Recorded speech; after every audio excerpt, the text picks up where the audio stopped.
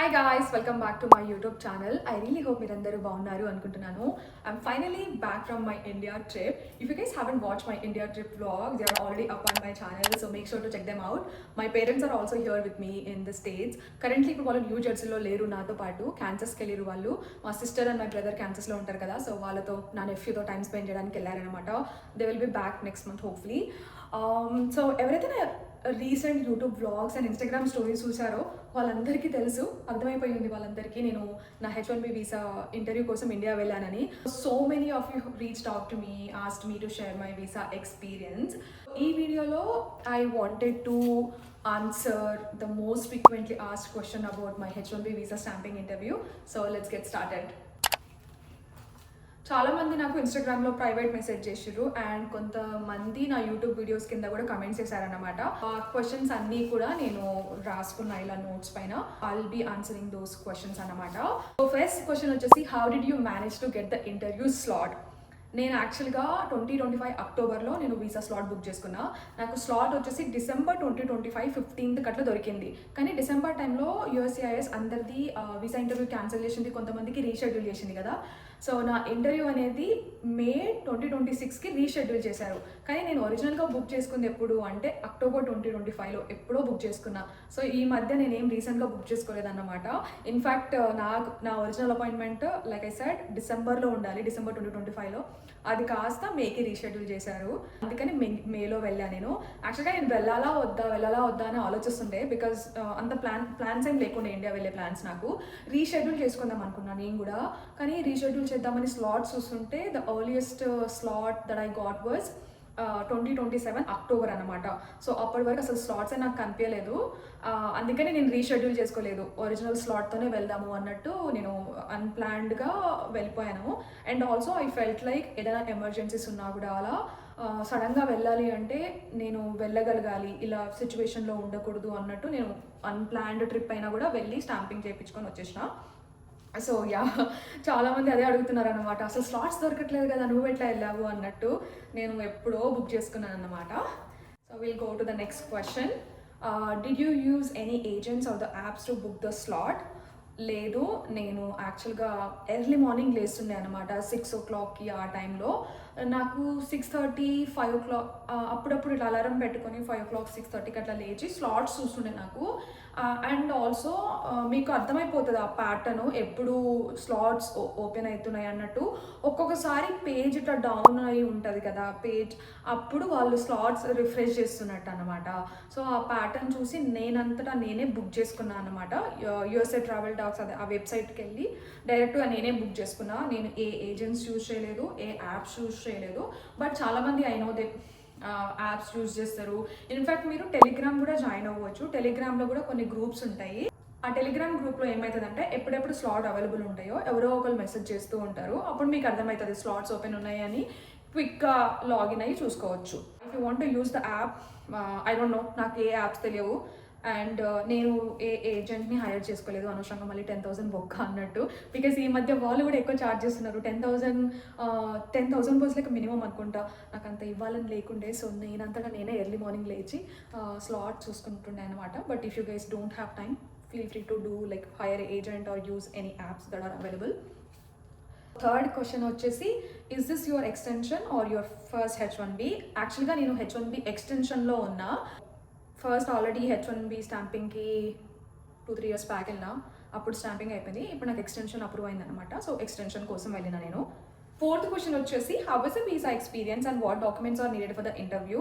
So as you guys know, drop box option లేదు కదా ఇప్పుడు. మనం ఇంటర్వ్యూకే కంపల్సరీ వెళ్ళాలి కదా. మనం OFCకి ఒకసారి వెళ్ళాలి అండ్ యాక్చువల్ ఇంటర్వ్యూకి ఒకసారి వెళ్ళాలి కదా. సో నా OFC అపాయింట్మెంట్ వచ్చేసి ముంబైలో ఉండే అనమాట. OFC అపాయింట్మెంట్లో ఏముండదు, జస్ట్ అక్కడికి వెళ్ళి డాక్యుమెంట్స్ సబ్మిట్ చేయాలి అండ్ ఫొటోస్ తీసుకుంటారు అండ్ ఫింగర్ ప్రింట్స్ తీసుకుంటారు. It was very smooth and 15 minutesలో అయిపోయింది నా OFC అపాయింట్మెంట్. OFC అపాయింట్మెంట్కి ఏదో జస్ట్ 3 documents తీసుకెళ్ళాను నేను. ఒకటేమో అపాయింట్మెంట్ కన్ఫర్మేషన్, ఇంకొకటి DS-160, ఇంకొకటి పాస్పోర్ట్. అంతే, దానికంటే ఎక్కువ ఏం అడగలేదు అనమాట ఎవరు. మనం యూజువల్గా అపాయింట్మెంట్ బుక్ చేసుకున్న తర్వాత కన్ఫర్మేషన్ పేజ్ ఏదైతే వస్తుందో దాని దగ్గరనే ఒక లింక్ అండ్ ఏమేమి డాక్యుమెంట్స్ రిక్వైర్డ్ అవన్నీ అక్కడనే డీటెయిల్గా ఉంటాయి.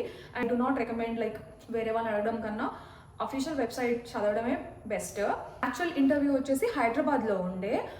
నా ఇంటర్వ్యూ కూడా అసలు కంపేర్ టు చాలామందికి నన్నైతే అసలు ఏమీ అడగలేదు.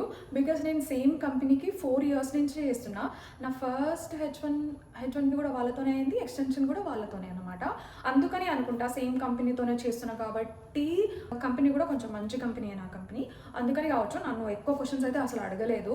నన్ను ఒక 3 క్వశ్చన్స్ అడిగారు వీసా ఇంటర్వ్యూలో. ఒకటేమో what is your role and how long have you been working for this current company and what is your salary. ఇవే 3 క్వశ్చన్స్ మాత్రమే అడిగారు, ఇంకా ఏమీ అడగలేదు.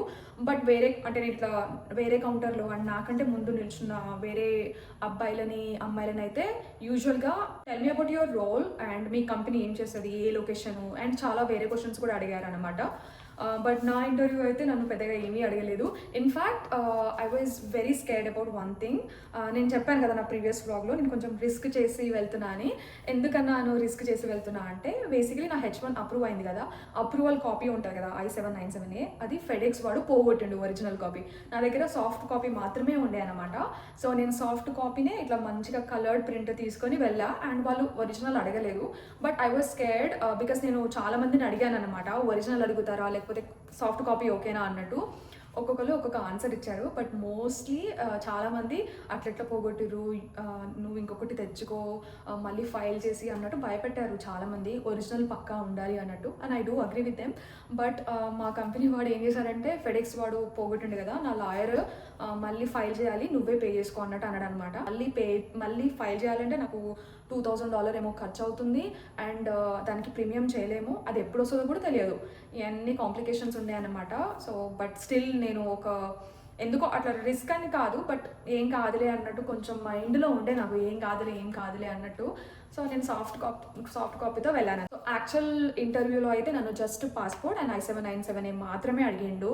సో వేరే డాక్యుమెంట్స్ ఎంప్లాయీ వెరిఫికేషన్ లెటర్ కానీ పే స్టబ్స్ కానీ ఏవి అడగలేదు. బట్ నేను సేఫ్ సైడ్కి అయితే నాకు ఒరిజినల్ కాపీ లేదు కదా, నాది H1 అప్రూవల్ కాపీ లేదు కాబట్టి నేను చాలా డాక్యుమెంట్స్ తీసుకెళ్ళాను అనమాట. ఫర్ ఎగ్జాంపుల్ నేను most recent 3 months pay stubs తీసుకెళ్ళిన, నా W2s తీసుకెళ్ళిన, ఎంప్లాయ్మెంట్ వెరిఫికేషన్ లెటర్ తీసుకెళ్ళిన అండ్ ఇంకేం తీసుకెళ్ళిన, నేను ప్రీవియస్ H1B అప్రూవల్ కాపీస్ ఉంటాయి కదా I-797A, అది తీసుకెళ్ళాను అనమాట.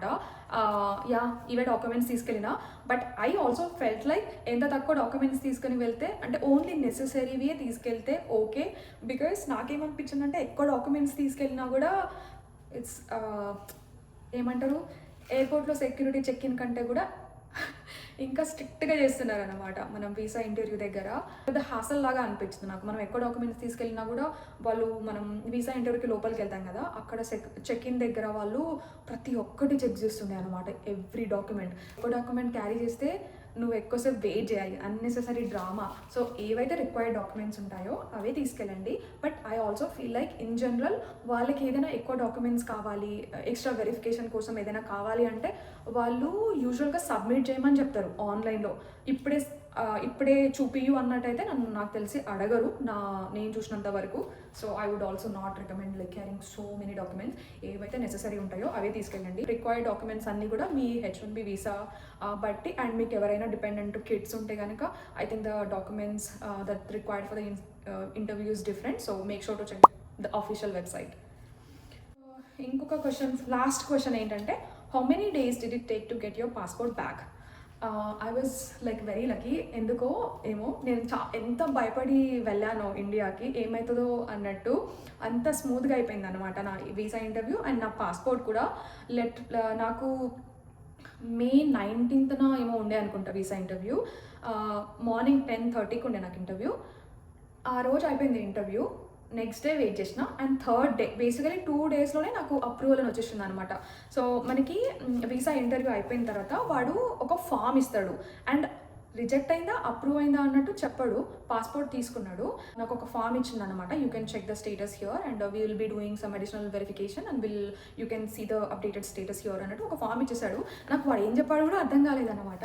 జస్ట్ ఒక ఫామ్ ఇచ్చాడని చెప్పాను కదా, ఆ ఫామ్లో మనము మన వీసా స్టేటస్ ఎక్కడ చెక్ చేసుకోవచ్చో లింక్ ఉంటుంది. ఆ లింక్కి వెళ్ళి మనం చూస్తూ ఉండాలి. ఫస్ట్ అయితే ఇష్యూడ్ అదే అప్రూవ్డా ఇష్యూడా అనేది ఆ స్టేటస్ చేంజ్ అవుతూ ఉంటుంది అనమాట. నాకు థర్డ్ డేలోనే నాది అప్రూవ్డ్ అని వచ్చేసింది, అంటే నాది వీసా ఇంకా ఇష్యూడ్ నాకు వచ్చేస్తుంది అన్నట్టు. ఫోర్త్ డేనే నాది అవైలబుల్ ఫర్ పికప్ అని మెసేజ్ కూడా వచ్చేసింది.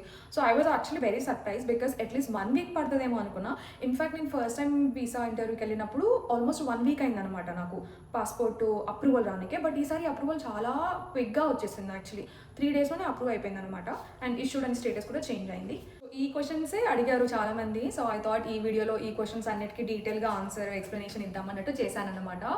ఎవరైతే మీ ఫ్రెండ్స్కి డౌట్ఫుల్ ఉన్నారో, ఎవరికైతే క్వశ్చన్స్ ఉన్నాయో వాళ్ళందరికీ కూడా ఈ వీడియో షేర్ చేయండి. And I really hope this video helps. That's very much it. I really hope మీకు ఈ వ్లాగ్ నచ్చుతుంది అనుకుంటున్నాను. I hope you guys find it helpful. మీకు కనుక నా వ్లాగ్స్ నచ్చితే make sure to like, share and subscribe. Bye bye.